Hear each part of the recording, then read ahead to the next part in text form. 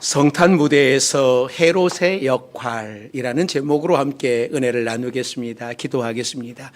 사랑과 은혜가 많으신 하나님, 오늘도 천국 잔치를 배설하시고 우리를 초청해 주시어서 감사드립니다. 이 초청에 응한 우리 모든 성도들에게 은혜 위에 은혜를 허락하여 주옵소서. 오직 하나님 앞에만 영광이 되게 하여 주옵소서. 또 하나님 앞에 나오며 우리의 무거운 짐들을 지고 나왔사오니 우리를 긍휼히 여겨주시사 회복의 역사, 구원의 역사, 치유의 역사가 일어나게 하옵소서. 예수님의 이름으로 기도드립니다. 아멘. 오늘도 하나님의 잔치에 참여하신 여러분들에게 하나님의 은혜가 함께 하시기를 바랍니다. 오늘은 대림절 두 번째 주일이며 지금은 주님 오신 성탄절을 기다리는 절기입니다. 12월 가장 추운 계절에 가장 따뜻한 사랑을 가지고 오시는 예수님을 맞이할 준비를 하는 계절입니다. 우리 성탄절을 기다리면서 우리 교회 학교에서는 성탄 전야 축제를 준비하고 또 찬양대회에서는 축하 예배 칸타타를 준비하고 있습니다. 매년 하는 무대이지만 해마다 우리는 새로운 마음으로 준비하고 함께 예수님의 탄생을 축하하며 감사합니다. 이렇게 고백을 하지요. 그러니까 성탄절 발표회에서 가장 많은 것들을 준비하면서 여러 장르가 있지만은 그 중에서 연극했던 기억이 가장 오래 남는 것 같습니다. 우리는 인생이라고 하는 긴 무대에서 주인공을 맡아서 각자 역할을 하고 있는 사람들입니다. 내 인생의 주인공은 바로 나 자신입니다. 나 자신이 주인공이 되어서 이 무대에 우리는 얼마나 성실하게 역할을 잘 감당하고 있는가. 아무리 내가 주인공이라 할지라도 마음대로 각본을 고쳐서는 안 되는 겁니다. 그게 대본을 쓰고 무대를 연출하시는 분의 지휘를 따라야 되는 것이죠. 그러니까 내가 주인공을 맡은 내 인생의 무대에서 연출자는 하나님이십니다. 각본을 쓰신 분도 하나님이십니다. 하나님이 쓰신 각본대로 최선을 다해서 성실하게 그 역할을 감당해야 하는 사람들이 저와 여러분들이죠. 첫 번째 성탄절을 맞이하였던 그때의 성탄의 무대라고 생각을 하고 그때 등장했던 인물들을 우리가 한번 생각을 해봅니다. 물론 이 성탄절의 주인공은 예수님입니다. 모든 무대가 그러듯이 이 성탄의 무대에서도 주인공 주변에는 조연도 있고 또 악역을 맡은 빌런 같은 사람들도 있습니다. 그들은 자신들이 맡은 역할을 잘하고 있지만 그들의 역할 하나하나가 2000년이 지난 지금까지도 사람들에게 알려지게 될 줄은 꿈에도 몰랐을 거예요. 오늘은 헤롯에 대하여서 한번 우리가 생각을 해보려고 합니다. 헤롯은 자신이 주인공이 되려고 했던 사람이죠. 우리가 다 아는 대로 헤롯 시대의 동방에서 박사들이 갑자기 헤롯궁에 찾아와서 새 왕이 어디서 태어났느냐라고 묻습니다. 이 소식에 헤롯 왕과 온 예루살렘이 소동했다.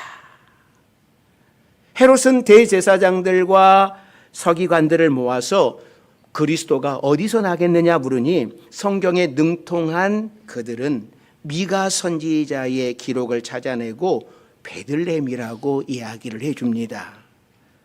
이때 헤롯은 한 가지 꾀를 생각을 해내요. 박사들을 베들레헴으로 보내면서 아기 왕을 찾으면 나에게도 알려달라. 나도 가서 경배할 것이라고 이야기를 합니다. 박사들은 베들레헴으로 가서 아기 왕을 찾아서 경배를 했지만 천사들의 지시를 받아 헤롯에게 알려주지 않고 다른 길로 돌아가 버렸습니다. 그러자 헤롯은 크게 화를 내고 베들레헴 근처에 2살 이하의 남자 아이들을 모조리 다 죽이고 말았어요. 이때 헤롯의 나이가 약 70세쯤 됐습니다.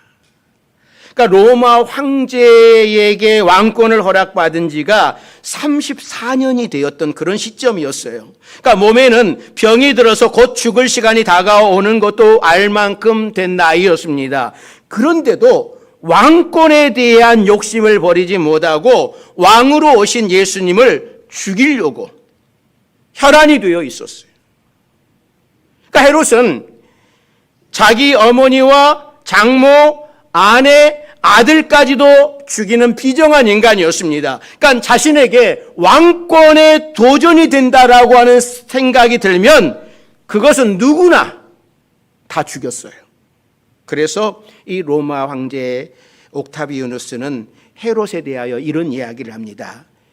헤롯의 아들이 되는 것보다 개가 되는 것이 낫다라고 하는 그러한 이야기를 했습니다. 그러니까 예수님은 인류를 구원하시기 위하여 오셨는데 어떻게 이렇게 비참한 시대에 오셨습니까? 감히 하나님의 아들을 죽이려는 왕이 있는 시대에 오셨습니다. 그러니까 하나님께서는 유대인들에게 다윗의 후손을 왕으로 주셨는데 유대인도 아닌 에돔 족속인 헤롯이 왕의 자리에 앉아 있습니다. 그래서 아기 예수님은 죽음을 피해 애굽으로 내려가야만 했고 왕의 눈을 피해 조용히 숨어 지내야만 했습니다. 또 그 시대는 성경을 가장 잘 안다라는 사람들이 메시아가 오셨음을 알고도 무관심한 시대에 오셨습니다. 그들은 선지자의 예언보다 현재 자신들의 자리를 지키는 데 더 관심이 많은 사람들이었어요. 하나님의 말씀보다 자신의 생각이 더 중요한 사람들이었습니다. 예수님은 왜 이런 어두운 시대에 오셨을까? 그 이유는 가장 어두운 죄악 가운데 빠진 저와 여러분들을 구원하기 위해서입니다. 오늘 본문은 예수님이 우연히 이때에 태어난 것이 아니라 이미 하나님께서 약속하신 때에 오셨다라고 말씀을 해요. 자, 본문 14절, 15절 말씀입니다. 같이 봅니다. 요셉이 일어나서 밤에 아기와 그의 어머니를 데리고 애굽으로 떠나가 헤롯이 죽기까지 거기에 있었으니 이는 주께서 선지자를 통하여 말씀하신 바 애굽으로부터 내 아들을 불렀다 함을 이루려 하심이라. 그러니까 아기 예수님이 이렇게 위험하게 된 것은 하나님께서 이미 계획하신 일이었습니다. 하나님이 몰라서 어쩌다가 그냥 잔인한 헤롯 때에 태어나게 하신 것이 아닙니다. 그러면 왜 하나님은 이러한 일을 계획하셨을까요? 좀 더 쉽고 편할 때 오셨다라면 마리아와 요셉이 고생을 좀 덜 했을 터인데 왜 이렇게 힘들 때 오셨나? 사랑하는 성도 여러분, 예수님의 구원은 편한 곳에서 시작되는 것이 아니라 어두운 땅, 죄악이 넘치는 땅에서부터 시작을 하셨습니다. 우리를 죄에서 구원하시기 위해 오신 예수님은 가장 죄악이 심각한 시대를 택하셔서 오셨어요. 심지어 죄악의 땅을 대표하는 애굽으로 내려가기까지 하셨어요. 그러니까 하나님께서는 헤롯이 아기들을 죽일 것까지 이미 선지자들을 통해 예언을 해 주셨습니다. 자, 17절, 18절 말씀이죠. 자, 같이 읽습니다. 이에 선지자 예레미야를 통하여 말씀하신 바 라마에서 슬퍼하며 크게 통곡하는 소리가 들리니 라헬이 그 자식을 위하여 애곡하는 것이라. 그가 자식이 없으므로 위로받기를 거절하였도다 함이 이루어졌느니라. 라마는 이 베들레헴의 근처에 있는 마을입니다. 그러니까 예레미야 선지자는 바벨론 포로 시대에 아들을 잃은 어머니들을 바라보면서 이 말씀을 예언을 했고, 마태는 헤롯이 죽인 아들들을 잃고 우는 베들레헴의 어머니들을 보면서 이 말씀이 이루어졌다라고 선언을 합니다. 그러니까 어두운 시대였지만 하나님의 말씀은 하나하나 이루어져 가고 있었어요. 만일 하나님께서 이 헤롯의 관계를 알고 예수님을 베들레헴이 아니라 다른 장소에 태어나게 하셨다면 어떻게 됐겠습니까? 친히 미가 선지자를 통해서 미리 예언해 두신 말씀이 이루어지지 못하게 되는 거예요. 그러면 사람들은 예수님을 메시아가 아니라고 우길 수 있습니다. 하나님은 한 번도 약속하신 것은 그대로 행하시는 분인데 그 약속을 깨트리신 적이 없어요. 그러니까 미가 선지자를 통해서 메시아를 베들레헴 땅에 태어나게 하시겠다고 하신 것이 무너지는 거죠. 그래서 예수님은 베들레헴 땅에 태어나실 수밖에 없었어요. 사랑하는 성도 여러분, 하나님은 우리를 구원하기 위해 예수님을 가장 위험한 시대, 가장 위험한 장소로 보내셨습니다. 그래서 우리가 가장 낮은 곳에 있을지라도, 가장 어두운 곳에 있을지라도 하나님의 능력은 우리를 충분히 구원해 내십니다. 죄악 가운데 있는 우리를 구원하시기 위해 죄악의 땅 애굽으로 피난을 보내시고 거기서부터 구원을 이루셨습니다. 우리의 구원을 이루시기 위해 태어나면서부터 위험에 처해지셨던 예수님을 기억하고 나 한 사람을 구원하기 위해 예수님이 얼마나 위험한 순간들을 보내셨는지 기억하실 수 있기를 바랍니다. 우리의 구원은 어쩌다 보니 이루어진 것 아닙니다. 하나님이 계획하시고 예수님이 순종하셔서 이루어진 구원입니다.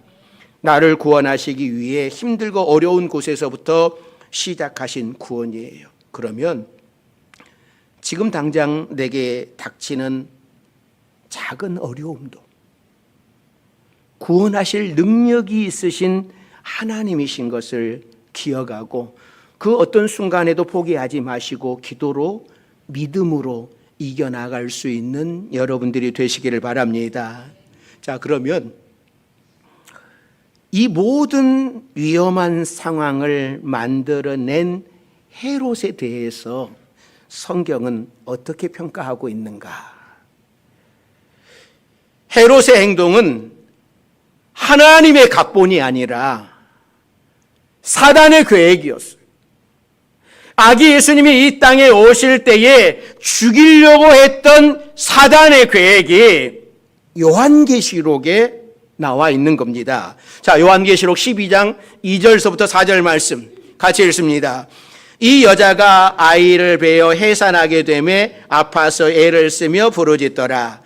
하늘에 또 다른 이적이 보이니 보라, 한 큰 붉은 용이 있어 머리가 7이요 뿔이 10이라. 그 여러 머리에 7 왕관이 있는데 그 꼬리가 하늘의 별 3분의 1을 끌어다가 땅에 던지더라. 용이 해산하려는 여자 앞에서 그가 해산하면 그 아이를 삼키고자 하더니. 그러니까 요한계시록 12장에서 여자가 아이를 해산하게 되었다라고 하는 것은 마리아가 예수님을 잉태하고 해산하게 되었다라고 하는 의미입니다. 그런데 사탄이 그 아이를 죽이려고 해요. 3절의 붉은 용은 사탄을 의미합니다. 7머리요 뿔이 10이라고 하는 것은 사탄을 의미하는 비밀스러운 말이에요. 그러니까 사탄이 여자 앞에서 여자가 해산을 하면 아이를 삼키려고 대기하고 있는 거예요. 그러니까 이 내용은 오늘 본문을 묵시록적인 표현을 기록을 한 겁니다. 그러니까 마리아가 잉태한 아이를 사탄이 죽이기 위해 헤롯을 통해 얼마나 긴박한 시간을 보내고 있습니까? 그러니까 예수님이 하나님의 본체로 계실 때에는 사탄이 털끝 하나 건드리지 못했어요. 그런데 아무 힘도 없는 아기로 이 땅에 오시자 사탄이 이 세상에서는 충분히 예수님을 해칠 수 있을 것 같았어요. 그러나 하나님의 구원 계획을 사탄이 변경할 수 없었습니다. 요한계시록에서 아기 예수님을 주기로 했던 것은 사탄인데, 이 마태복음에서는 헤롯이 예수님을 죽이려고 합니다. 결국 성탄의 무대에서 헤롯이 맡은 역할은 사탄의 하수인이었어요. 자신의 왕권을 지키기 위해 아기 예수님을 죽이려 했지만 왕권을 위해 헤롯이 했던 모든 일은 사탄이 맡긴 배역일 뿐이었고, 사탄은 아기 예수님의 털끝 하나도 건드리지 못했습니다. 왜냐하면 하나님이 지켜주셨기 때문에. 사랑하는 성도 여러분, 하나님이 지켜주시면 사탄은 우리를 절대로 해할 수 없습니다. 사탄이 활개치는 이 땅에서 우리는 믿음으로 살아갈 수 있기를 바랍니다. 뿐만 아니라 지금도 사탄의 역할을 감당하며 사는 사람들이 있다라고 하는 사실이에요. 헤롯은 자신의 인생에 충실했습니다. 자신이 사탄의 하수인이었다라고 하는 것을 절대로 몰랐어요. 이 땅에서도 마찬가지입니다. 무대에는 주연과 조연이 있듯이 사탄은 현재에도 사람들을 찾아 자신의 주연과 조연을 맡기며 이 세상을 어지럽게 만듭니다. 교회를 흔들고 가정을 흔들고 사회를 흔들어댑니다. 우리는 사탄이 맡긴 주연과 조연을 맡아서는 절대로 안 되는 사람들이에요. 내 자신이 나서서 내가 속한 공동체를 흔들고 있다면 나도 모르게 사탄의 하수인이 되어 있는 겁니다. 감히 하나님의 자녀가 사탄이 맡긴 배역에 동참해서는 절대로 안 될 것이죠. 예수님 시대에 대제사장들과 서기관들처럼 하나님의 편에 서 있다고 하면서도 헤롯 편에 서 있었던 사람들이 있었습니다. 자, 그러면 이 시대는 없을까요? 이 시대는 헤롯과 같은 사람이 없을까요? 이 시대에도 하나님의 편에 서 있다라고 생각을 하면서 사탄과 한편인 자리에 서 있는 사람들이 있다라고 하는 사실이죠. 사랑하는 성도 여러분, 우리는 사탄의 하수인이 아니라 하나님이 맡기신 배역을 감당하는 성도들이 되시기를 바랍니다. 그래서 가정을 사랑하는 공동체로 만들고 교회에서 내가 속한 구역과 선교회가 사랑하는 공동체로 만들고 세상에 어딜 가든지 나로 인해서 서로 사랑하는 공동체를 만들어가는 여러분들이 되시기를 바랍니다. 그래서 사탄의 하수인이 아니라 하나님이 맡기신 배역을 인생에서 충실하게 주인공으로 살아가는 여러분들이 되시기를 바랍니다. 그러니까 사탄의 계획은 성탄의 무대에서 힘없는 어린 아기로 오신 예수님만 없애게 하면 하나님의 구원 계획이 끝날 것 같았어요. 사탄의 계획이 하나님의 계획을 무너뜨리지 못한 겁니다. 그때 실패한 사탄은 지금도 성탄의 무대에서 아기 예수님을 없애는 계획을 세우고 있습니다.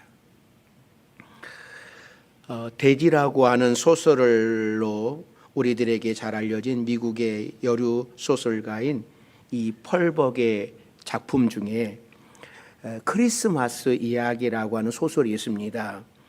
이 소설 속에 이런 이야기가 나와요. 떠들썩하던 크리스마스 전날 밤에 소란스러움이 잠잠해지는 늦은 저녁이었습니다. 잠을 자기 위해서 침대에 누웠던 6살 된 샌디는 정원에 화려하게 꾸며져 있는 크리스마스 트리와 트리 주변에 놓여진 선물 꾸러미들을 구경하고 싶었습니다. 그래서 조용히 방문을 열고 정원으로 나온 이 샌디의 눈에 크리스마스 트리 주변을 살피고 선물이 어떤 선물이 있을까라고 하는 그런 기대감 가운데 열심히 뚫어지고 쳐다보고 있는데 그곳에 있는 생쥐 한 마리를 발견하게 됩니다. 신기하듯 생쥐를 가만히 쳐다보고 있는데 문득 이 고양이 한 마리가 생쥐를 덮칠 그런 행동을 하고 있는 거예요. 그래서 이 샌디가 재빠르게 고양이를 쫓아주었습니다. 생쥐의 목숨을 건져주었어요. 생쥐의 목숨을 건져주고 침실로 들어온 샌디는 이런 생각을 합니다. 생쥐의 목숨을 건져준 일은 내가 잘한 거야. 이 불쌍한 생쥐가 나 아니었으면 죽을 뻔했는데 이 샌디는 생쥐를 구해준 일을 생각하느니라고 크리스마스에 대한 생각할 틈이 하나도 없었어요. 여러분, 비록 6살짜리 꼬마 아이의 이야기이지만 우리는 이 이야기에서 성탄절을 맞는 우리의 모습을 보는 것 같지 않습니까? 말은 성탄절이지만 사실 성탄절의 본질은 우리에게 관심이 없어지고 주변 것들에 관심을 갖고 있지는 않습니까? 아이들은 루돌프 사슴을 타고 산타크로스가 선물을 가져다 준다라고 하는 이 선물에만 관심이 있고 또 젊은이들에게는 친구들과 멋진 추억을 만들고 싶은 기대감, 크리스마스 캐롤에 심취되어 있고 어른들에게는 피곤한 몸을 하루쯤 쉴 수 있는 날로 또는 성탄 카드를 주고받으며 연말 인사를 하는 날쯤으로 생각을 하면서 지내는 것은 아닙니까? 여러분, 이게 성탄의 주인공 아기 예수님 없는 공허한 성탄절을 만들기 위한 사탄의 전략임을 우리가 알아야 됩니다. 첫 번째 성탄절엔 너무나도 힘없고 어두운 시대였던 것을 생각을 하며 우리의 성탄절은 기쁘고 즐겁게 행복하게 예수님의 탄생을 축하할 수 있는 우리 모두가 되기를 바랍니다. 사탄의 하수인이었던 헤롯 때문에 슬픔은 당한 아기들과 부모들이 있다라고 하는 것을 기억하고 이 시대에도 사탄에게 고통받는 사람들을 위해 기도하면서 서로 사랑을 나누어 줄 수 있는 성탄절이 되시기를 바랍니다. 사랑하는 성도 여러분, 우리 가운데 헤롯의 배역을 맡아 살아가는 사람은 없습니까? 오늘의 헤롯은 누구입니까? 세상을 얻고 지혜를 얻기 위해 신앙의 기회를 상실한 사람이 오늘의 헤롯인 거예요. 썩을 것을 움켜쥐기 위해 하나님을 버린 사람이 오늘의 헤롯입니다. 그래서 온갖 희생을 다 치르고 꼭대기에 올라 앉아서는 그 꼭대기에서 떨어지지 않으려고 별짓을 다 합니다. 우리는 이런 인생을 부끄러워할 줄 알아야 되고 하나님 없는 삶이 아니라 하나님이 나에게 맡겨주신 그 주연의 삶을 신실하게 감당해야 됩니다. 신앙생활의 축복은 내가 생각하는 것을 이루었다고 축복을 받은 것 절대 아닙니다. 왕이신 예수님을 모시고 내 인생의 주인으로 삼고 살아가는 것, 이것이 축복이에요. 사랑하는 성도 여러분, 우리 파주명성교회 여러분들은 세상의 것을 손에 쥐지 못하였다 할지라도 하나님 앞에 인정받는 인생, 또 내 것을 나누고 베풀면서 사는 인생, 하나님의 교회에서 하나님의 일을 하면서 살아가는 여러분들이 되시기를 바랍니다. 이 성탄의 계절에 참된 성탄의 축복을 누리면서 살아가는 여러분, 우리는 주님의 뜻을 이루는 사람, 헤롯처럼 사탄의 뜻을 이루며 살아가는 사람이 아니라 하나님의 뜻을 이루며 살아가는 주인공인 것을 기억하면서 오직 주님 앞에 영광 돌리는 우리 모두가 되기를 주의 이름으로 축원합니다. 기도하겠습니다. 사랑과 은혜가 많으신 하나님, 이 성탄의 무대에서 우리의 역할이 무엇이어야 될런지 우리가 잘 생각할 수 있도록 도와주옵소서. 헤롯의 역할을 감당하는 것이 아니라 하나님 앞에, 주님 앞에 영광 돌리는 삶을 선택할 수 있는 우리 모두가 되게 해 주옵소서. 예수님의 이름으로 기도드립니다. 아멘.